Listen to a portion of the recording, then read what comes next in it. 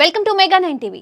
AP Dalit Sena ఆధ్వర్యంలో మే 1 నుండి గోరక్ష రథయాత్ర ప్రారంభం కాబోతుంది. గోరక్షణకు సంబంధించి 9 అంశాలను ఈ రథయాత్ర ద్వారా ప్రజల్లోకి తీసుకువెళ్లనున్నారు. ఈ రథయాత్రలో ప్రతి ఒక్కరూ పాల్గొని విజయవంతం చేయాలంటున్న శ్రీగిరి భువనేశ్వరి పీఠాధిపతి శ్రీ అభినవ కళ్యాణ భారతీ స్వామితో మా ప్రతినిధి నరేంద్ర ఫేస్ టు ఫేస్. ఆంధ్రప్రదేశ్లో మే 1వ తారీఖు నుంచి గోరక్ష రథయాత్ర ప్రారంభం కాబోతుంది.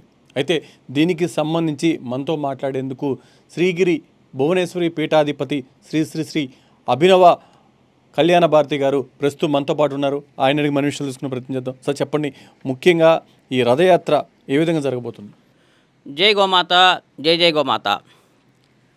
హైందవ దళిత సేన వారి ఆధ్వర్యంలో గోరక్ష రథయాత్ర మే నెల 1వ తారీఖు నుంచి అత్యంత వైభవంగా యావత్ ఆంధ్ర రాష్ట్ర ప్రజలనే కాకుండా భారతదేశంలో ప్రజలందరినీ కదిలించే విధంగా ఈ రథయాత్ర కొనసాగుతుంది.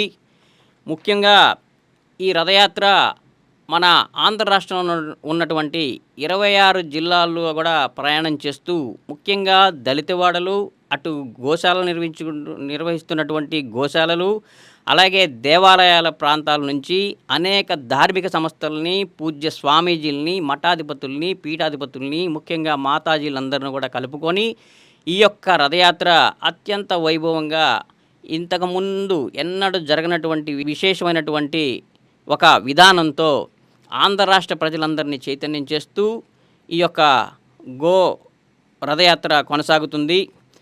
ఇది మే 1వ తారీఖున మన ఇచ్చాపురం నుంచి హిందూపురం వరకు ఈ రథయాత్ర ప్రారంభమవుతుంది. ఈ యొక్క రథయాత్ర గో యొక్క మహత్యాన్ని తెలుసుకునే విధంగా, అలాగే గో వైభవాన్ని అందరూ కూడా మాట్లాడుకునే విధంగా, ఆ గోవు యొక్క ఉపయోగాలు కూడా అందరికీ లబ్ధి చేకూరే విధంగా ఉండాలనే విధానంతో గోమాత యొక్క గొప్పతనం, అవసరం గురించి ప్రజల్లో అవగాహన సదస్సులు ఏర్పాటు చేయటం ఒకటి. రెండోది వచ్చేసి గోమాతను జాతీయ ప్రాణిగా ప్రకటించాలని చెప్పేసి ఒక విధానంతో వెళ్తున్నాం. అలాగే ఈ గోమాతను జాతీయ ప్రాణిగా ప్రకటించాలి అనే విధానం ఈ గోరక్ష రథయాత్రలో హైందవ దళిత సేన ప్రజల్లో అవగాహన చేస్తూ సుమారుగా 1 కోటి మంది చేత సంతకాలు సేకరిస్తూ ఆ నివేదికని మన రాష్ట్ర ప్రభుత్వానికి అందజేసే ప్రయత్నం చేస్తున్నాం. గో సంతతిని రైతులకి అనుసంధానం చేయాలని చెప్పేసి ప్రభుత్వానికి ఒక సూచన కూడా చేస్తుంది. అలాగే గోగ్రాసం కోసం బీడు భూములు ఉన్నటువంటి అటవీ ప్రాంతాన్ని, భూములన్నీ కూడా ఈ గోశాల నిర్వహణకి అందచేయాలని చెప్పేసి ఒక డిమాండ్ చేస్తున్నాం.